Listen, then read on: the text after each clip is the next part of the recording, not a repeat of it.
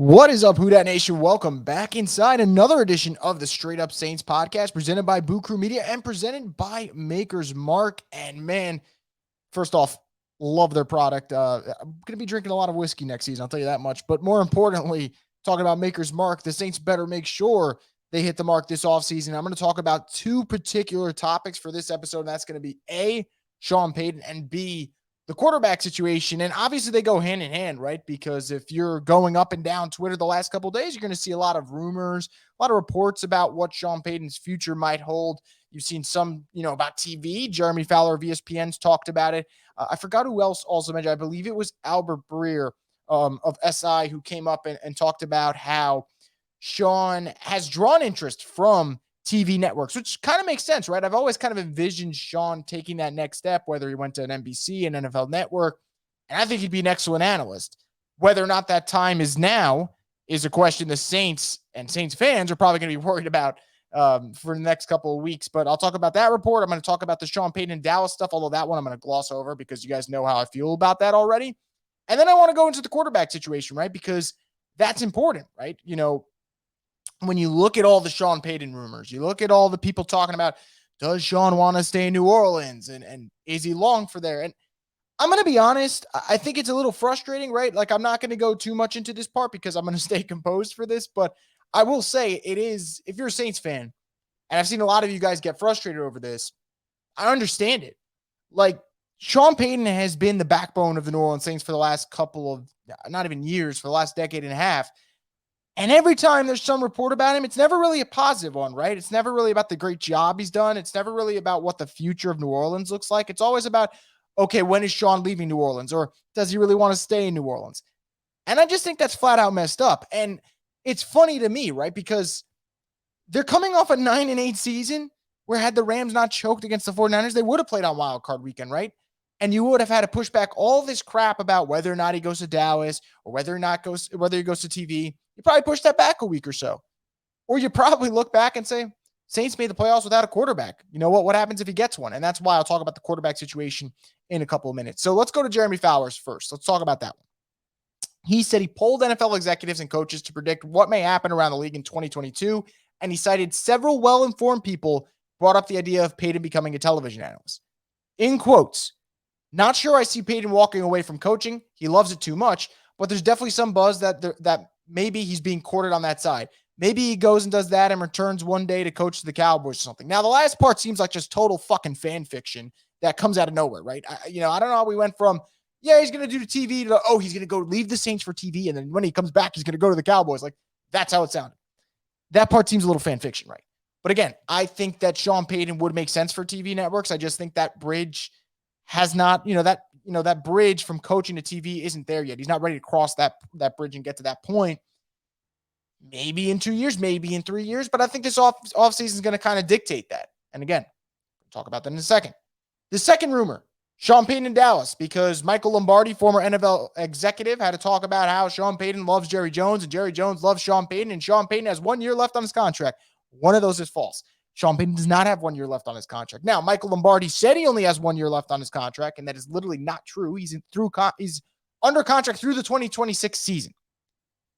I know it's easy to spread rumors when you got the wrong information because it sounds really juicy, right? To say Sean Payton's got 1 year left on his deal. He could go to the Cowboys, but he's under contract through 2026 season. Now, that doesn't mean he can't go to Dallas if he wanted to be like, man, I don't want to be in New Orleans anymore. He could probably force his way out of there. I'm sure the Saints would get a haul and a shit ton of picks back for him.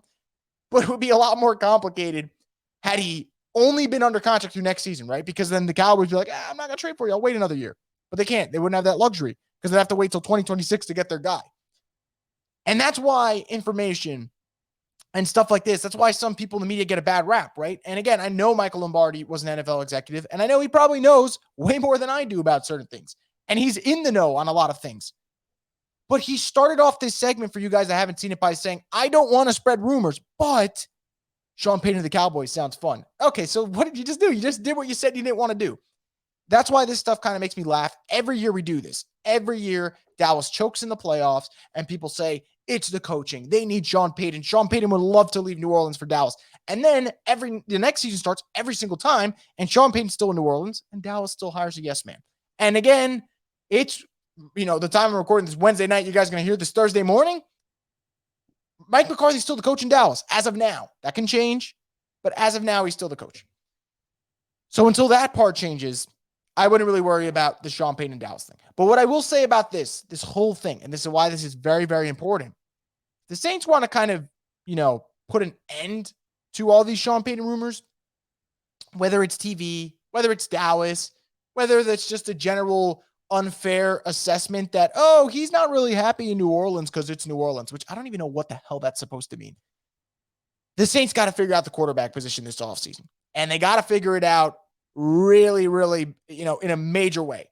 Not a temporary solution, not a bridge quarterback, not a young guy that, maybe he could turn into something. No. They need the answer for next season. That will be the answer for seasons to come. Because the quarterback position, we obviously know it's really important. You'd be crazy to think otherwise. And I've seen a lot of debate, right? Whether it's just through Twitter, whether it's Twitter Spaces, which admittedly I wasn't in the other day, but I know it was popping because I'm just checking my timeline during work and I'm like, okay, something's going on because people are just arguing back and forth. But I see that people compare Russ, Jameis, a couple other names floating, here and there. I know some people want Russell Wilson. I know a lot of people still want them to re-sign Jameis Winston. I know there's a couple people here and there that want Derek Carr and, a few people that want Aaron Rodgers, although those are kind of like these smaller groups compared to the first two names that I mentioned. And then there are some people who want to go to the draft, right? Some people like Malik Willis. Some people like Desmond Ridder. Some people like me. I'm not saying that's what I want, but like Kenny Pickett. There's other options. Whatever the choice ends up being for the Saints, obviously they need to be right with that choice. That's a Booger McFarland state the obvious thing, right? But there's so many factors. And when you get to all this and you get down to the nitty-gritty of this, that's why I don't understand why there's so much resistance to a Russell Wilson potential blockbuster trade. I've seen it. You've probably seen it. And it makes me wonder, right? What changed over the last year that all of a sudden, all the people who couldn't wait to hear about the rumors of Russell Wilson to the Saints, which if you go back to last April, they were there and people were loving it. What changed that 8 months later, some Saints fans don't want him anymore? Did the Saints have a season where a quarterback balled out? No. Do the Saints still have a quarterback problem? Yes. Do the Saints have a good quarterback under contract right now? No. Because right now, the only quarterbacks under contract for next season, Taysom Hill and Ian Book. So no. I'm just confused by it. And again, I don't know if Russell Wilson's going to get traded, right? I don't know. I mean, Rappaport said he's going to explore his options. That's a good way of saying I'm going to go see what's out there, and then I'll come back to you. But you never really explore your options if you're truly happy. It's the way I see it.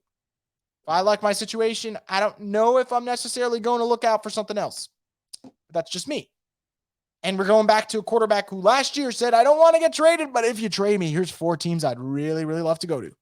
And the Saints were one of those teams. And if Wilson's going to do that again, and he's going to be that picky, and the Saints are going to be on the list again, it would be gross negligence for Russell Wilson to want to play for you and you to say, I think we're going to go somewhere else, or no, I'm good, I'll pass. Like, no, you have to do your homework. You have to look into it. You got to see what you can do to get in a Russell Wilson. It would be negligence to not reach out to him. And yes, he is a year older. His production dipped down a little bit compared to the 2020 production. But he would give you an immediate answer at quarterback, an immediate upgrade at quarterback. He would give you a face of the franchise, and he'd give you a player who outside of this season has never missed a start. And even this year, when he did get injured, it was supposed to be a big injury. He missed 3 games. Out of 161 possible games, Russell Wilson's played in 158 since he's joined the league. That's durability. Now, what would it cost? I don't think the 3 first thing's legit. I don't. I think maybe a year or 2 ago, let's get into it. But like I said, he's now a year older. He is now coming off a season that was 25 touchdowns, not 40. Those are factors, right? Now, would he still cost 2 first-round picks and a sweetener? I believe so. I really do. But would you not pay that price for Russell Wilson? I think I would. Again, what's the sweetener? No, it isn't a Marshawn Lattimore. It isn't an Alvin Kamara. It isn't a Michael Thomas. By a sweetener, there's probably a third round pick that gets involved, maybe. I think that's a trade I would do. Now, could I be way off on the compensation? Possibly. Do I think I am? I really don't. I don't think he's going to go for 3 first-round picks, and I think a lot of it has to do with age. For example, and I'm not saying the Saints are going to be on this guy, and man, it'd be complicated as a fan to understand what you would do in this situation. But if and when Deshaun Watson gets traded, that's a guy that's probably going for 3 first-round picks to wherever he goes, and that's an age thing in addition to the talent, obviously, but the age is the big factor, right? Still in his 20s. Russell Wilson in his mid-30s, that's a difference. But Chris, the Saints have Jameis Winston. They don't. He's a free agent. And while I would actually be very much okay with the Saints going down that road again and adding more weaponry to kind of help out Jameis's growth, I think people are underselling Jameis's situation.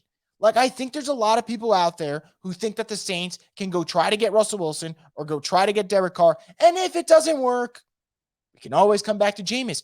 I think you would be wrong. I think he would have a better market than you think. I think teams like Denver, I think teams like Carolina, I think teams like Washington, I think teams like Pittsburgh, I think they would make a run for him because they need a quarterback. He would be an option for them. He is 1 of 32, like I always say. And I think there is an upside there, right? He did play a little bit better this year in terms of efficiency than we've seen him play in the past, but he got hurt too. And maybe he could have taken it to another level. And I'm sure that's the allure to a Saints fan that wants to bring back Jameis. And I don't knock you if that's where you go with this. That being said, you don't have that luxury. It's the NFL. You cannot just say, I'm going to do this, and if push comes to shove and nothing goes my way, I'll just go to my backup plan. There are very few times you get a backup plan in the NFL. You really don't, because things just move so fast, right? So the Saints got to make a decision. They got to pick a target, and man, they got to pursue it. And I think that's the way it is. I don't think it's going to be as simple as, okay, we're going to go after Russ, and if we can't get Russ, then we'll try and sign Jameis, and if we can't sign Jameis, then we got to draft a quarterback. Because if you do that, then you're screwed. You're absolutely screwed. Because you didn't get your first choice, you didn't get your second choice, and you just fell on a third choice that's a maybe, and you don't even know what they're going to be. You see how complicated this matter can be. So when you hear that a Russell Wilson will explore his options, or if you hear that a Derek Carr is on the market, and again, I don't want to compare the two. Wilson's obviously much better than Derek Carr, although I do think Derek Carr would be a fine quarterback in the Saints system. Wilson's really the prime. He's really the guy that you're looking at. He stands out when you're looking at the list.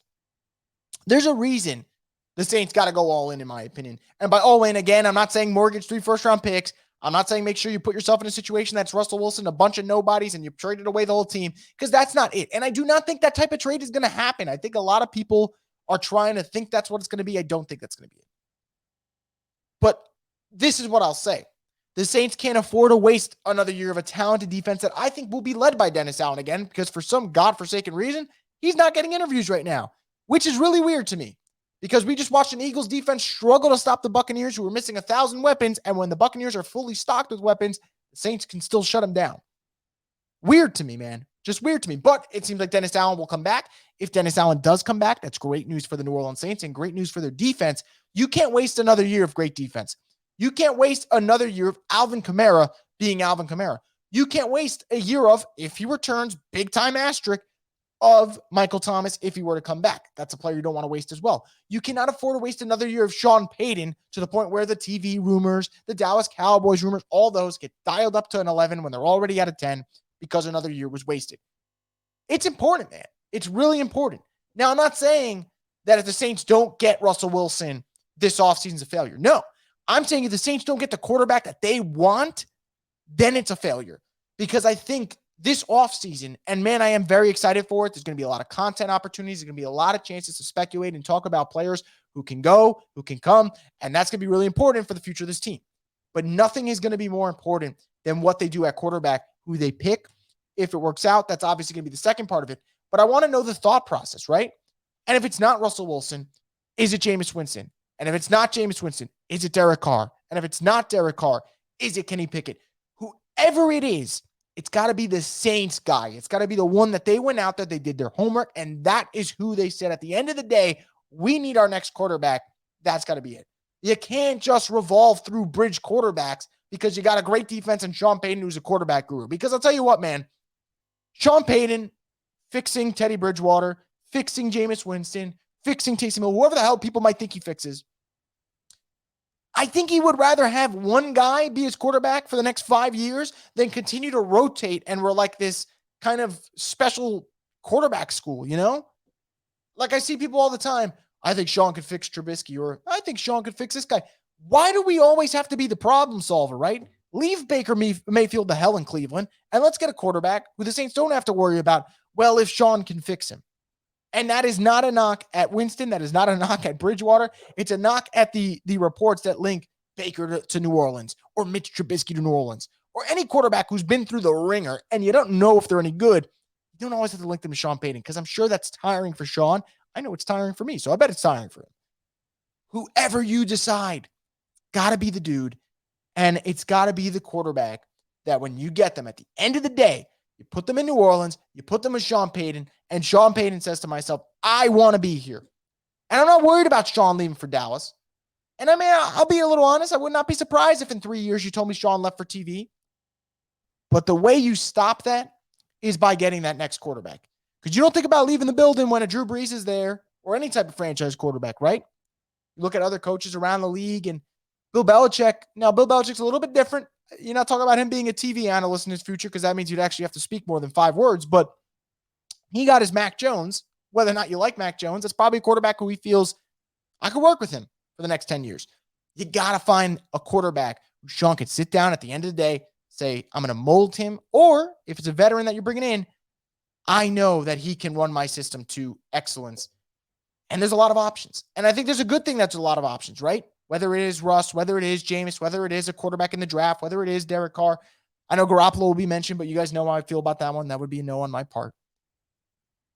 It's going to be interesting. And I think there's no more important decision that the New Orleans Saints make this offseason than who the hell is the quarterback. More important than Marcus Williams, more important than Teron Armstead, more important than what you do with this receiving corps, more important than what you do with this draft. Who's the quarterback? Because the Saints won 9 games this year with a bad offense, a really bad offense.